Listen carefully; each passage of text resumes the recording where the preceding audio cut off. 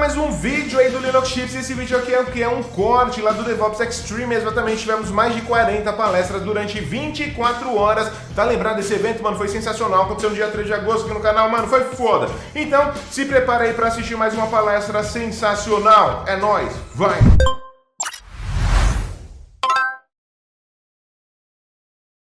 Eu já vou chamar diretamente aqui na nossa querida idolatrada Twitch e também no nosso YouTube, o senhor Rafael. A galera já lembra da cara do Rafa lá por conta do Mutirão DevOps. A galera pirou aí na aula lá, hein, mano? Meu, que legal. E aí, pessoal, como é que vocês estão? Tudo bem? Olha só, como que tá as coisas por aí? A gente tá de manhãzinha, né, Rafa? Tá amanhecendo aqui. 7h20 da manhã. Bem, Isso aí. Eu nem vou ficar falando muito, só queria agradecer muito você, Rafa, por estar colando aqui, por ter aceitado colar e trazer muito conhecimento para a galera nessas 24 horas que vai ser sensacional. Queria pedir para geral, mais uma vez, preciso da força de vocês sempre fazendo o quê? Muito barulho nas redes sociais e não esqueçam de deixar aquele like, compartilhar, interagir bastante no chat, porque tudo isso faz muita diferença para nós, beleza? Mais uma vez agradecendo aí o Charles e também o Paulo que estão aí na correria aí com a gente, fazendo a interpretação em Libras para a galera que tem algum tipo de deficiência auditiva, certo? Rafa, o palco é seu. Muito bem-vindo mais uma vez, muito obrigado e arrebenta, mano. Mano, eu que agradeço, obrigado pelo convite. Eu vou começar compartilhando minha tela, deixa eu ver. Estão conseguindo ver minha tela? Sim, tudo Boa. belezinha. Legal. Então é o seguinte, hoje a gente vai falar de troubleshooting com Wireshark e é um tema super legal. Eu sei que tá bem corrido, então vou tentar fazer o seguinte, a gente vai montar um lab rápido aqui, eu vou explicar como é que ele funciona.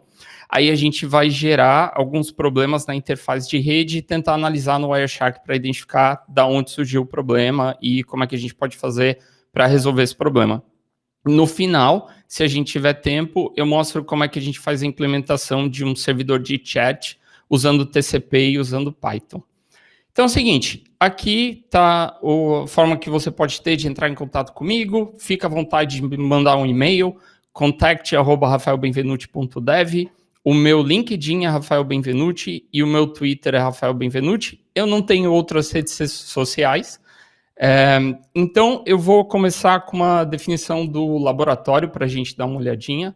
É um outro arquivo que eu tenho aqui, e a gente vai tentar montar um laboratório local usando a mesma estrutura que o Docker usa para isolar redes de containers.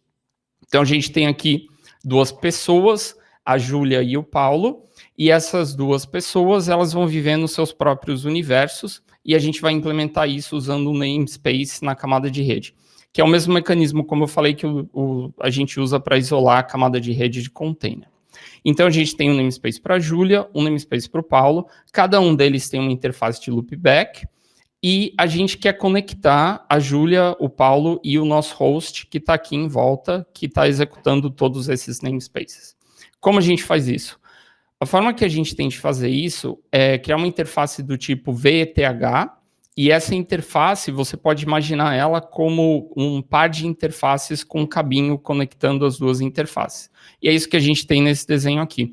A gente tem uma interface de Ethernet para a Júlia, conectada a uma interface chamada BR Júlia, e a gente tem a mesma coisa para o Paulo, uma interface Ethernet para o Paulo, conectada a uma interface BR Paulo. Como é que essa conexão funciona? A gente vai criar essas duas interfaces no nosso host, a gente vai jogar as interfaces de Ethernet para os dois namespaces, Júlia e Paulo, e para a gente conseguir se conversar, a gente vai colocar interfaces de bridge, numa ponte que a gente vai criar no Linux. Tudo isso usando a linha de comando com IP, e assim a gente consegue fazer a conexão entre namespaces e com o nosso host. E é exatamente dessa maneira que o Docker faz. Então, se você rodar Docker PS e ver a interface começar a investigar, você vai encontrar um cenário desse tipo. É isso aí, gente. Esse é o único slide que eu tenho para essa apresentação. Então, eu vou ir para o meu terminal aqui e vou mostrar como é que a gente pode fazer o setup desse lab. Esse é o estado atual da minha máquina. Eu tenho essas duas interfaces. E eu criei aqui dentro do diretório Wireshark um script que vai configurar esse laboratório. Então, o que a gente vai fazer? A gente vai criar 2 namespaces, um para a Júlia e um para o Paulo. A gente vai usar o comando IP para adicionar essas interfaces, e como eu falei, elas vêm em pares. Então, a gente vai adicionar ETH da Júlia com um par para bridge da Júlia e a mesma coisa para o Paulo. E depois a gente vai setar o namespace para a Júlia e para o Paulo daquelas interfaces, respectivamente. Aí a gente entra no namespace aqui embaixo, configura e sobe a interface de loopback. Depois, a gente configura os IPs nas interfaces Ethernet dentro dos namespaces para a Júlia e para o Paulo. E no final, a gente vai subir essas interfaces, lembrando que a gente tem que subir as 2 pontas. Elas estão conectadas por um cabo. Então, a gente precisa subir tanto a interface que está no namespace, quanto a interface que está na minha máquina. Terminou tudo isso, a gente tem naquele desenho 2 namespaces com 2 interfaces conectadas e 2 interfaces visualizáveis no meu host, que são as interfaces de bridge. Aí o que falta é criar a bridge, e é o que eu vou fazer aqui embaixo, adicionar uma bridge, uma interface do tipo bridge, e eu vou colocar um IP nessa interface do tipo bridge para o meu host poder conectar com os namespaces. E aí, a gente faz essa associação usando esse comando, IP link set bridge master, o nome da bridge. Nesse caso, o que eu estou fazendo aqui é dizendo que as bridges BR Júlia e BR Paulo estão conectadas à bridge BR. E, no final, a gente tem que subir a bridge. Então, é mais ou menos assim que a gente vai fazer o setup desse lab. E basta rodar esse comando que a gente já tem aqui na minha máquina tudo configurado. Eu vou mostrar como é que isso aparece para o host. Você pode ver que eu tenho uma interface de rede aqui, e eu tenho uma interface da Júlia e uma interface do Paulo, só que a outra ponta dessa interface do tipo VETH está dentro do namespace. A gente consegue ver isso aonde? Aqui. Então, aqui a gente tem informação da onde está o outro lado da interface. Então, como é que a gente olha o que está acontecendo dentro do namespace? Uma forma de fazer isso é eu usar um exec dentro do namespace. Eu criei um script aqui só para facilitar a apresentação para a gente um pouco mais rápido. Mas é só você fazer IP netns, executar nome do namespace, bash, ou qualquer outro comando, e a gente executa o comando dentro daquele namespace. Então, dessa forma, se eu executar esse script, eu vou conseguir visualizar a rede que está no namespace da Júlia. E aqui você pode ver que a gente tem as interfaces. Essa ETH Júlia é a interface do outro lado da bridge Júlia. E dessa forma que o container enxerga a rede, e o container não tem ideia do que está do outro lado, porque tem essa camada de namespace que faz o isolamento na rede. Então, eu posso pingar tanto o host, que está com esse endereço aqui, quanto o Paulo, que tem esse endereço aqui. Então, a gente vê o ping, é importante ver, por exemplo, o tempo do ping, a gente está 0.03, 0.030 milissegundos, para a gente ter uma ideia da distância entre eles. Está tudo na mesma máquina, mas é só um exemplo que a gente vai ver mais para frente. Dessa forma, a gente conectou os 2 namespaces em universos totalmente diferentes. Eles estavam isolados e a gente criou um portal, a gente criou uma ponte, e essa ponte é a chamada de bridge, e é a bridge que a gente viu no comando anterior, está aqui para o host. Agora, só isso não é comunicação. A gente tem conectividade, mas a gente precisa de comunicação. E a gente vai implementar essa comunicação usando um servidor TCP que vai fazer um chat entre todas as pessoas que se conectam, e a gente vai fazer implementar o cliente usando o Netcat.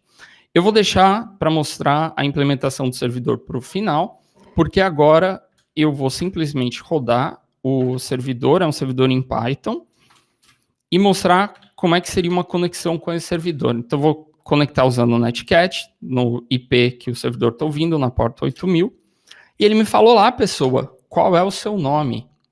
E eu vou escrever o meu nome é Rafael, E agora eu já estou num chat usando simplesmente Netcat, com TCP, com vários clientes conectados. Depois a gente olha a implementação. E aqui eu posso mandar uma mensagem. Oi, turma. E aí eu enviei a mensagem para o server e eu já tive uma resposta do server. Eu fiz um broadcast dessa mensagem para todo mundo que está conectado. E assim, dessa forma, eu posso até fazer uma outra conexão, mas a gente vai ver mais para frente. A gente vai simular a Júlia e o Paulo conversando. Agora, tem um fato interessante. A gente quer visualizar como a rede funciona. Então, eu vou desconectar e eu vou fazer a conversa de novo usando o Wireshark, que é essa ferramenta que deixa a gente ver o que está trafegando na rede. Esse lab é muito legal porque a gente pode usar a bridge e eu estou sniffando só o que está na bridge e não está acontecendo nada. A partir do momento que eu dou um comando, eu posso fazer um ping, por exemplo, para a Júlia ou para o Paulo, a gente consegue ver no Wireshark os pacotes trafegando. Aqui em cima você consegue ver o pacote trafegando e aqui embaixo você consegue ver o conteúdo dos pacotes. Existe aqui no meio uma outra área do Wireshark que deixa você entender o que os bytes significam e todas as opções aqui do ping, o tipo de resposta, o tipo de request e tal.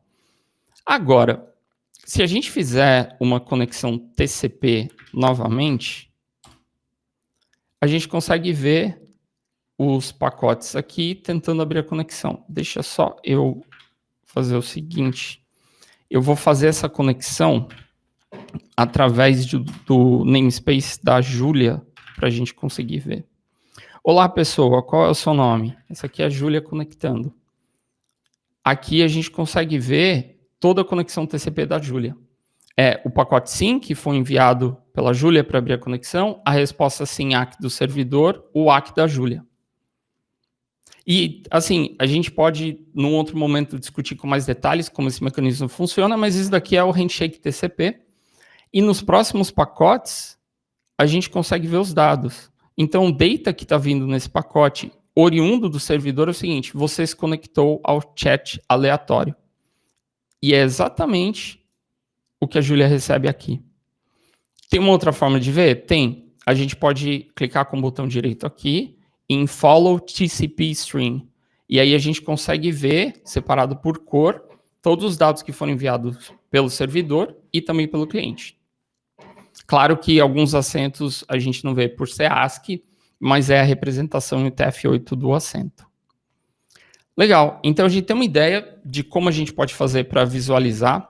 Eu vou fazer o seguinte, eu vou tirar esse filtro, desconectar a Júlia, então a Júlia vai dar um quit, ela vai sair, e o que eu vou fazer agora é uma simulação. Eu vou fazer uma simulação bem assim, simples, e a ideia é mostrar a Júlia e o Paulo conversando da seguinte maneira. Eu vou pegar palavras randômicas do dicionário brasileiro, abrir uma conexão Netcat e ficar jogando essas palavras. Então, a primeira coisa que eu vou falar é identificar quem é, se é a Júlia ou o Paulo, e depois eu vou ficar fazendo shuffle no dicionário de palavras português brasileiro e ficar enviando como se eles estivessem conversando. E a gente vai ver como isso fica no Wireshark. Agora, eu vou começar então com uma outra janela e eu vou abrir uma conexão só para a gente ficar ouvindo o que está acontecendo no chat, e eu não sei quais são as palavras, elas são completamente randômicas. Então, eu acabei de entrar no chat e eu vou rodar a simulação para a Júlia e eu vou rodar a simulação para o Paulo.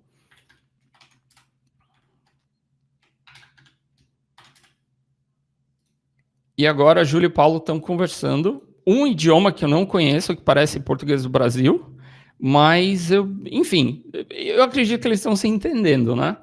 E a gente pode acompanhar essa conversa tanto aqui, quanto a gente pode acompanhar essa conversa no Wireshark. E você pode ver que os pacotes estão atualizando, e se a gente clicar de novo em Follow TCP Stream, a gente consegue ver tudo que o Paulo e a Júlia estão conversando. Então, essa é uma forma de visualizar até para fazer troubleshooting. E agora eu queria falar um pouquinho sobre os problemas de redes que a gente tem na camada de comunicação. Lembra que a gente fez aquele ping e ele tinha um tempo de resposta baixo e tal? Olha só, eu criei um script aqui que ele vai adicionar ruído na nossa comunicação. O Linux tem um programinha que chama TC, ele faz controle de tráfego, e com esse programa a gente pode simular vários problemas na camada de rede. Então a gente pode simular lentidão, a gente pode simular perda de pacote, a gente pode simular corrompimento de pacote, e até uma coisa que a gente não vai ver hoje, mas a gente pode simular também pacote chegando fora de ordem. E o que a gente vai fazer aqui? Eu vou rodar esse script, a gente vai tentar identificar cada um desses problemas, e eu vou mostrar no Wireshark como você pode ver esse problema usando algumas ferramentas, e aí no final, se der tempo, a gente dá uma olhada em como o servidor TCP, que faz esse chat entre vários clientes diferentes e tal, é implementado. Então, a primeira coisa que a gente vai fazer é implementar um delay de 500 milissegundos na nossa bridge. Depois a gente desabilita.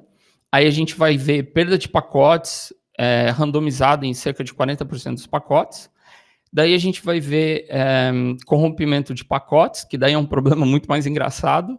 E com esses 4 probleminhas aqui, a gente consegue ter uma ideia de como fazer um troubleshooting básico de TCP/IP. É importante lembrar que, em relação ao TCP/IP, o handshake é muito importante. O handshake passa várias opções. Se você não está capturando o handshake enquanto você está fazendo sua captura no Wireshark, você perde o seu handshake, aí tem muitas informações sobre a conexão que você não vê. E você encontra isso aqui no campo Options do TCP. Então, toda essa parte de opções a gente só encontra no momento que o TCP está fazendo o handshake. Legal. Então, eu vou voltar aqui para o Wireshark para a gente ver os pacotes trafegando. Eu vou aqui para o final do trace, e agora a gente está vendo em tempo real os pacotes passando e a Júlia e o Paulo conversando. O que eu vou fazer agora é adicionar um delay na camada de rede, e se der tudo certo, vocês vão conseguir ver que a gente vai ter uma instabilidade na rede, depois vai parecer que está tudo bem. Então, eu vou rodar o noise, e a gente agora está com um delay de 500 milissegundos. E aqui a gente consegue ver alguns pacotes com problema já. Então, o Wireshark está considerando esses pacotes retransmissões e transmissões duplas, porque isso daí é uma instabilidade na rede. Você pode notar pacotes que não estão muito bem, porque eles têm esse fundo preto. E isso daqui é porque a gente adicionou um delay de 500 milissegundos na nossa camada de rede. Teste básico, a gente pode pingar. Posso abrir um outro terminal aqui e dar um exemplo de ping. Então, a gente tenta falar com alguém, ó, a gente já tem falando com o Paulo, a gente tem 500 milissegundos de delay. Como a gente visualiza isso no Wireshark, tem uma forma bem legal, você pode ir em estatísticas e TCP, String Graphs. Existe um gráfico chamado Round Trip Time, que deixa você ver o Round Trip Time, que é exatamente esse tempo de distância entre os hosts. Quando o gráfico está assim, não está muito representativo, pode ser que você esteja vendo a conexão do lado errado, server-client, client-server. No nosso caso, faz muito mais sentido, porque os problemas de interface de rede estão implementados na bridge, a gente muda a direção, e aqui a gente consegue ver o aumento do RTT, o Round Trip Time, depois que a gente inseriu esse delay na rede. Então, assim, você pode identificar se a distância entre os nós é grande e a lentidão da rede está impactando a comunicação. Depois que apertar Enter, e agora eu desabilitei o delay, eu posso vir aqui e voltar a gerar esse gráfico novamente, e a gente vai ver que não temos mais esse delay tão grande. E também o Wireshark vai em algum momento ver pacotes assim, porque não faz sentido, ele recebeu muitos pacotes tipo rápidos, porque a gente não tem mais o delay. Então, a gente de novo ajusta a conexão. Agora, voltando ao gráfico, o string graph, round trip time, já voltou ao funcionamento normal. E você pode parametrizar o quanto você quer fazer delay ou não. Não se preocupem, porque tudo vai ser disponibilizado depois, eu só estou indo rápido pela questão do tempo mesmo. Agora a gente pode fazer um outro problema, que é o seguinte, perda de pacote. E a gente pode identificar aqui também. O que eu gostaria de mostrar também é que durante todo esse processo, a Júlia e o Paulo continuaram conversando sem nenhum problema. É um delay, mas não atrapalhou a comunicação deles. E agora, com esse novo desafio que a gente tem, eu vou colocar aqui perda de pacotes. E agora a gente começa a ver que os pacotes estão sendo perdidos, cerca de 40% dos pacotes, eles estão se perdendo no meio do caminho. E aí você consegue identificar isso vendo retransmissões, você vê que tem um segmento anterior da conexão do string TCP que não foi capturado, aí tem uma outra retransmissão, faltou um ACK, então tem retransmissão, spurious retransmission. Então, você consegue ter uma visão do porquê isso está acontecendo. E, novamente, isso não atrapalha a comunicação da Júlia e do Paulo. A gente, com todos esses problemas de rede, eles não sabem que isso está acontecendo. Toda a mensagem que a Júlia e o Paulo trocam é a mensagem que eles escreveram e é exatamente a mensagem que a outra pessoa recebe. Agora, tem uma forma de ver isso usando um outro gráfico TCP, pode ser o Stevens ou TCP Trace, e a gente consegue ver que esse é um gráfico que mostra o número sequencial TCP e como é que ele cresce ao longo do tempo. Quando as coisas estão indo bem, a gente consegue ver uma escadinha perfeita. Não tem perda de pacote. Quando essa escada não estiver tão perfeita assim, a gente vai acabar vendo alguma coisa nesse sentido. Então, quando você tem coisas assim, você tem que realmente dar um zoom e você consegue ver que não é o mesmo formato que a gente tinha antes, é porque a gente está tendo perda de pacote, a gente consegue acompanhar desse jeito. Tem até um outro string aqui, talvez a gente possa ver um pouco melhor, olha só. Então não é uma escada, a gente já tem aí uma parede praticamente, e isso é a representação no gráfico do Stevens, de quando você tem perda de pacote. Quando você não tem perda de pacote, o número sequencial, ele sempre segue ao longo do tempo e a gente consegue ver um comportamento mais ou menos assim. É uma escadinha perfeita. De novo, Júlia e Paulo não sabem de nada do que está acontecendo. Agora a gente desabilitou a perda de pacotes. Se a gente voltar no Wireshark, a gente vai ver que a gente não tem mais essa quantidade de pacotes pretos que estavam aparecendo esporadicamente. E agora a gente tem uma conexão normal de novo, que é o que era esperado nesse laboratório.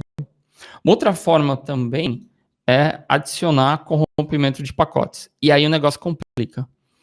Porque o kernel está corrompendo pacotes aleatoriamente. E aí, de repente, o que era um pacote TCP virou um pacote Ethernet. Porque esse pacote está corrompido. Olha aqui. Acho que o Paulo estava mandando uma mensagem aqui e, de repente, esse pacote virou um pacote Ethernet porque os bytes desse pacote estão corrompidos. O Wireshark está interpretando esse pacote como uma coisa totalmente maluca que não tem nada a ver com essa conexão. Por conta disso, é importante lembrar que o TCP tem um mecanismo de checksum que confere a integridade dos pacotes. Mesmo a gente vendo pacotes do tipo totalmente quebrados, a gente vendo pacote que parece IP fragmentado, que não tem nada a ver, quando a gente olha para a conexão da Júlia e do Paulo, eles não sabem o que está acontecendo. E você identifica de novo isso na rede, usando aqueles gráficos que eu mostrei, o Stephens e o TCP Trace também pode mostrar. TCP Trace é um pouco mais avançado, mas você consegue identificar problemas desse tipo também. Lembrando, tem que ser uma escadinha, e quando você não tem uma escadinha perfeita, você tem problemas na conexão. E olha só, sem desativando o corrompimento dos pacotes, a gente não tem mais essa situação. E às vezes acontecem coisas engraçadas. Às vezes o pacote está tão estranho que se eu tentar gerar provavelmente um gráfico do tipo Stephens aqui ou TCP Trace, a gente vê uma coisa desse tipo, olha só. Cara, a escada sumiu. Por quê? Porque um pacote foi corrompido exatamente no byte de número sequencial do TCP, e aí o valor virou um valor astronômico aqui que não faz sentido nenhum, mas o Wireshark ainda conta como parte da conexão. Então, esse valor, olha só, gente, esse valor é tão grande que a gente achatou a nossa escada e agora esse gráfico não faz mais sentido. Então, é legal saber que o Wireshark interpreta da melhor maneira que ele pode. E a gente acabou terminando a gente acabou desativando essa parte de corromper os pacotes. Algumas vezes eu tenho até que restartar o Wireshark, porque os pacotes ficam aparecendo em preto, mesmo quando eles não estão com fundo preto. E eu acho que é importante mostrar que esses são 4 problemas de rede, como você pode identificar. Tem muito mais coisa no Wireshark, mas tem uma mensagem por trás dessa história. E é o seguinte: comunicação. Comunicação é essencial e a gente usou esse exemplo de redes. E por que eu dei nomes Paulo e Júlia para os namespaces e para os programas, para os clientes conectados? É porque essa é uma analogia à comunicação que a gente faz com os nossos amigos, com as pessoas à nossa volta. E o exemplo é o seguinte: a Júlia e o Paulo, eles não tiveram problema nenhum de ruído nessa comunicação, porque eles têm uma camada de confiança e o TCP que está provendo essa camada de confiança. Então, eu acho que fica uma mensagem de, quando a gente se comunicar, também tentar antes construir uma camada de confiança, porque é isso que vai sustentar a nossa capacidade de dialogar. E o diálogo é a melhor arma que a gente tem contra o autoritarismo. Então, esse é um exemplo de rede para mostrar um pouquinho dessa filosofia de como confiança é importante para a gente estabelecer comunicação. E era isso que eu queria falar, é super rapidinho. Aí eu queria saber, Jefferson, se eu tiver um pouquinho mais de tempo e se o pessoal estiver interessado, a gente dá uma olhadinha na implementação do server TCP que faz essa mágica acontecer. Claro, mano, claro sim. Primeira coisa, mano, que aula sensacional. E que final mais sensacional ainda. Você é zica demais, mano. Você é zica, você sabe. Que isso, você que é zica, mano. Você é muito zica. E tem sim, mano, tem mais 5 minutos aí para acabar seu tempo, mano. Show, vamos lá então. Vou mostrar como é que esse servidor é implementado. É bem simples. Vou aumentar ele aqui, vamos dar uma olhadinha no Wireshark e ver o servidor. É o seguinte, é um programa em Python simples. Ele tem uma função para fazer o parsing dos argumentos. Para você, quando você estiver fazendo o seu laboratório, eu vou disponibilizar depois, se quiser trocar o protocolo, a porta e tal. Aí eu vou lá para baixo do programa. É importante notar, ele tem um dicionário de clientes e a gente vai usar para armazenar todos os clientes que estão conectados no nosso programa. Aí aqui lá, eu estou indo lá no final do programa, a gente tem a função main, e a gente está chamando a função main só para poder segurar um Ctrl+C e na hora desconectar os clientes aqui embaixo. E o fluxo é mais ou menos o seguinte: a gente cria um socket, e é esse comando que cria o socket. Aqui a gente está falando que a gente quer a família IP, TCP, AFNet para IP e SockString para TCP. Se fosse o DP, seria, acho que, socket de datagrama. E aqui a gente seta uma opção no socket para reutilizar o endereço, para a gente poder restartar o server rápido, é só um truquezinho. E nessa linha aqui a gente faz o bind, a gente conecta o socket ao endereço e a porta que a gente pegou dos argumentos e coloca ele em listen. Estamos aceitando conexões. E aí, enquanto a gente estiver rodando para sempre, a gente vai receber a conexão de um cliente e startar uma thread. E essa thread vai rodar a seguinte função: accept client. Então, vamos dar uma olhadinha nessa função de accept client para a gente ver o que ela faz. ela manda a mensagem no socket. Ela chama a função send message com o socket e a mensagem e diz o seguinte: você se conectou ao chat, aí a gente roda uma função que tenta identificar o cliente e essa função está aqui em cima. Ela vai basicamente identificar o cliente perguntando qual é o seu nome, olá pessoa e tal, ficar tentando receber mensagem do cliente, até que o cliente se identifique ou desconecte. Depois disso, a gente manda uma mensagem de saudações para o cliente de novo, a gente fala que o cliente pode usar a barra quit para se desconectar e faz um broadcast da mensagem de que esse cliente entrou no chat. Então, a pessoa com o nome tal entrou no chat. Aí a gente roda handle client, e a função handle client ela vai gerenciar o cliente depois que ele está conectado e faz dessa forma. A gente tem uma mensagem e a gente usa a função receber mensagem para ficar recebendo essa mensagem.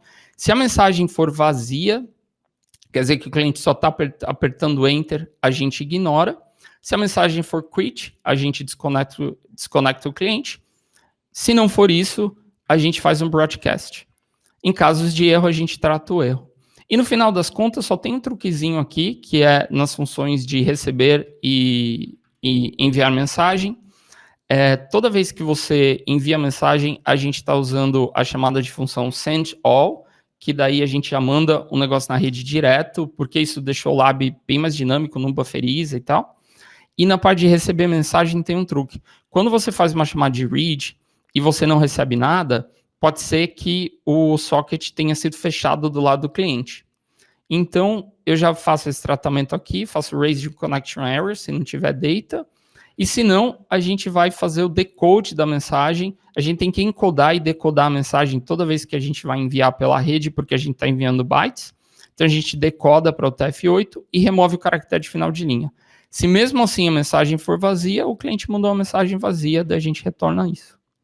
Na hora de fazer o broadcast da mensagem, é simplesmente, quando a gente fez o accept client, a gente adicionou o client no nosso dicionário de clients. Então, tem um nome e um socket para aquele client. E aí, na hora que a gente vai fazer o broadcast, a gente só itera em todos os sockets que a gente tem e manda mensagem para todo mundo. Então, quando eu disponibilizar o lab, você pode rodar o script para subir as interfaces de rede e também você pode configurar, mexer nesse programa e tal, e tentar fazer talvez com o DP, né? Sei lá, aí você consegue usar o que a gente fez no TC e ver as diferenças. E era isso que eu tinha para hoje, gente. Era isso que eu queria mostrar hoje.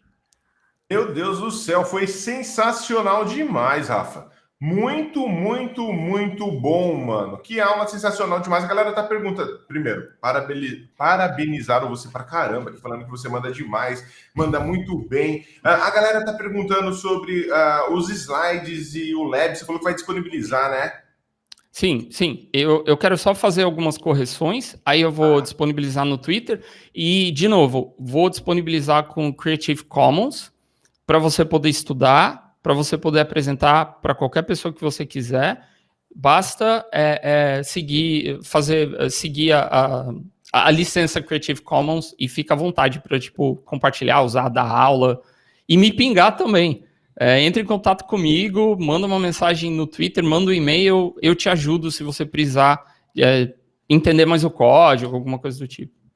Muito bom, mano, muito bom. Sensacional. Sempre quando alguém pergunta do Rafa, como que é o Rafa, eu falo, mano, é um cara que explicou a teoria de filas uma vez no Walmart que eu fiquei... Foda. Obrigado. Eles complicam os rolês, mano. Foda, foda, foda. E, mano, eu vou começar a chavecar você para dar treinamento na Linux Chips logo mais. Porque seria sensacional, seria muito foda. Mas, ô Rafa, ó, é o seguinte, vai ter um repositório com DevOps Extreme, daí como você vai subir em CC, depois eu posso, se você tiver um repo ou qualquer coisa, eu posso forquear lá para lá também. Não, eu mando para o seu repo. Demorou. Fica tranquilo, daí igual lá, o toque de memória. Sim, boa. Sim, com a licença junto lá. Rafa, brigadão mais uma vez, vai lá que você vai começar o dia agora aí praticamente, né? Então, é isso aí. Mais uma vez, muito obrigado, mano. Foi sensacional demais. Que isso, gente. Obrigado pelo convite. Tchau, tchau. A gente se vê. E continuem a conversa com o Rafa lá no Twitter, certo? Mais uma vez, digita aí, exclamação Rafael, e você vai ver lá o Twitter do Rafa. Deixa eu ver se eu acho aqui para colocar aqui na tela agora. Tá lá nos comentários lá para cima. Mas digitem alguém, vamos ver se alguém vai ser rápido, vai digitar aí o exclamação Rafa aí para aparecer o Twitter do Rafa e eu coloco aqui. Já está aqui no backstage aqui o sensacional Caio Delgado. Você é louco, mano. Maluco já arrebenta demais. Opa, cadê? Aqui, ó. Rafael, digitem assim que vai aparecer lá na Twitch só funciona, né? Deixa eu ver se vai aparecer aqui. E morreu o bot. Mas enfim, daqui a pouco eu prometo que mostro aqui para vocês. Vai aparecer isso daqui. Rafa, mais uma vez, muito obrigado. Vejo você muito em breve aí, mano. Valeu, É gente. nóis. Tchau, tchau.